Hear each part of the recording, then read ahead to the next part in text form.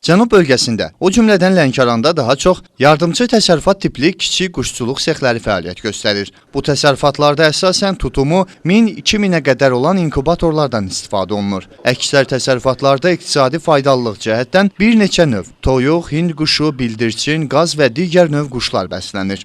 Hər növ isə özünə məxsus müəyyən müddət saxlanıldıqdan sonra satışa çıxarılır. Bu vaxt toyuqlar üçün təxminən 2 ay, bildirçin üçün 18-20 gün, qırqovul üçün 1 aydır. Bu müddət ərzində onların saxlanılması isə xüsusən isti aylarda bir qədər çətinləşir. Bir gün əgər sən yaxşı baxa bilmədin o təsərrüfata, batdı getdi. Görürsən ki, inək xəstədir, onu həkim gətirirsə sağalırsan gedir. Quş belə deyil, quş başını qoydu, yüz getdi. Yerli quşçuluq təsərrüfatlarında əsasən təbii qidalara üstünlük verilir. Quşlar arpa, buğda və qarğıdalının qarışığından hazırlanan yemlərlə qidalandırılır. Satışa gəldikdə isə əhalinin əksəriyyəti diri quş almağa üstünlük verir. Ona görə gəlirlər ki, görür ki, diridir, onu götürürlər, aparırlar, sveç yeyirlər. Daha xaladirindən çıxarılmışı yox.